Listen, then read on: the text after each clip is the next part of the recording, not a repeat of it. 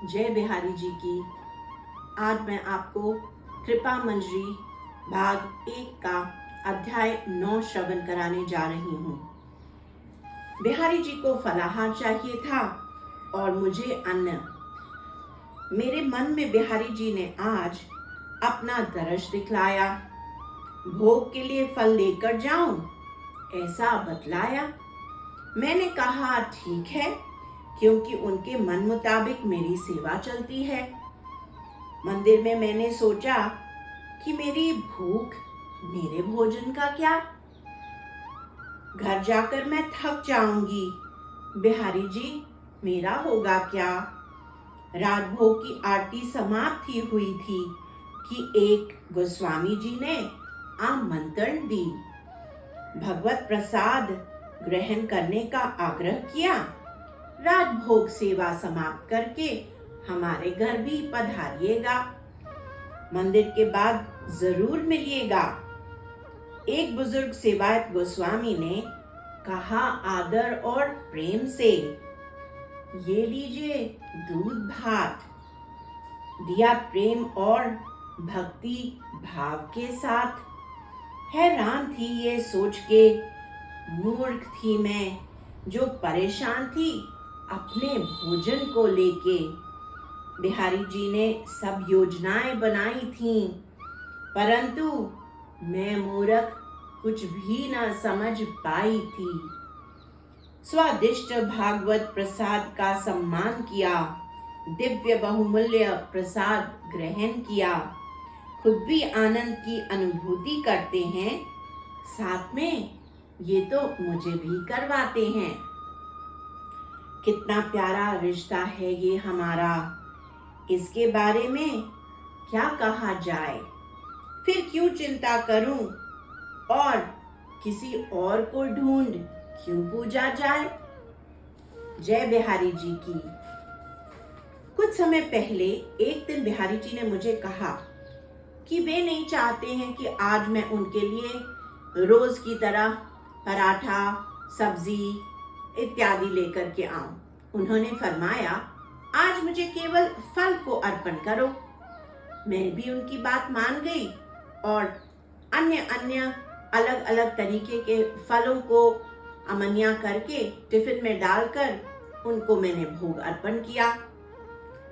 जब रात भोग की आरती शुरू होने वाली थी, उस समय मुझे थोड़ी भूख लगनी शुरू हुई और फिर मुझे यह चिंता शुरू हो गई कि अरे बिहारी जी को तो हर तरीके का भोग लगता है, परंतु मैंने तो आज उनके कहने पर केवल फलों का भोग अर्पण किया।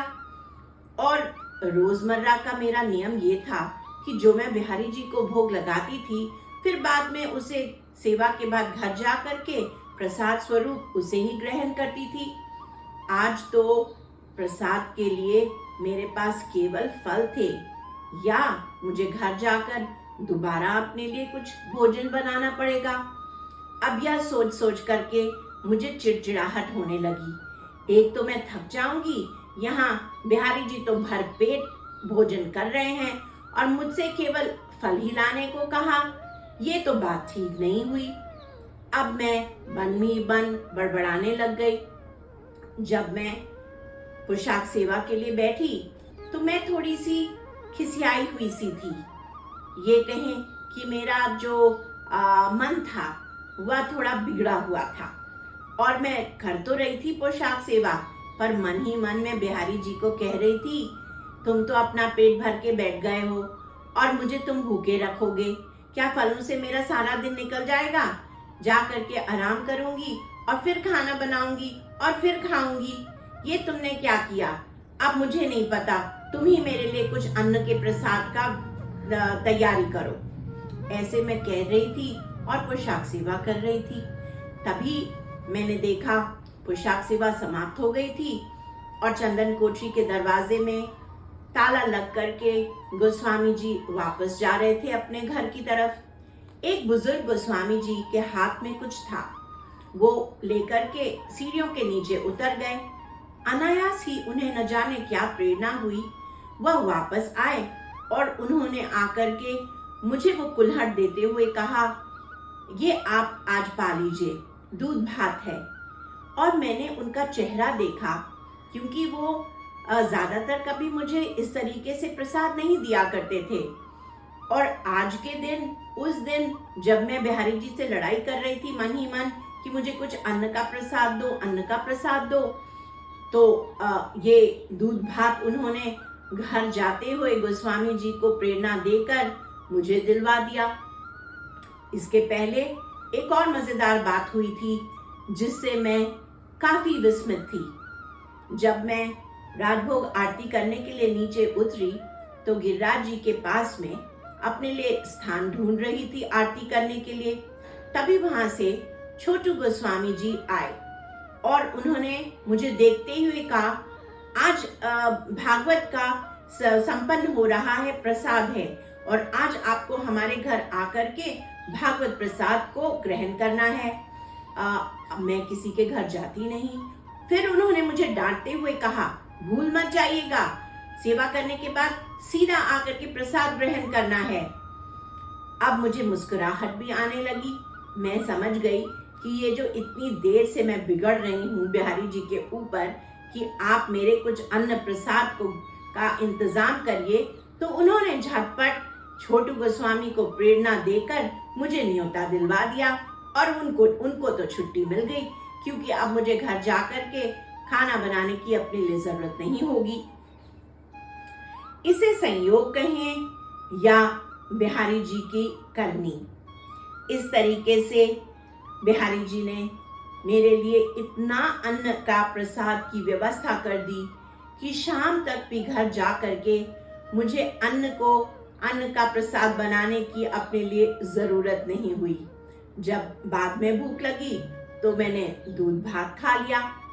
इस तरह से बिहारी जी ने मेरी यह इच्छा भी पूरी करी। और मैं बाद में सोचती रही, मैं कितनी बेवकूफ हूँ कि मुझे बिहारी जी पर भरोसा नहीं है कि वो मुझे पेट भर खाना तो दे ही देंगे।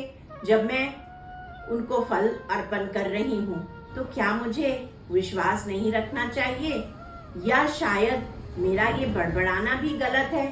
परंतु क्या किया जाए, बिहारी जी मालिक हैं और मैं चाकर, और वो मेरी प्रकृति को बहुत अच्छी तरीके से जानते हैं। इसी तरीके की रोचक और विस्मित करने वाली लीलाओं से उन्होंने हमें अपना नौकर बना रखा है, अपना सेवक बना रखा है। यही प्रेम का आदान प्रदान ऐसे ही चलता रहे और ऐसे ही चल रहा है। हमारी ठाकुर जी से यही प्रार्थना है कि वो सबके साथ में इसी तरीके की लीलाएं करके उनकी भक्ति का वर्धन करें और अपने प्रति आकर्षण और प्रेम बढ़ाएं। जय बिहारी जी की।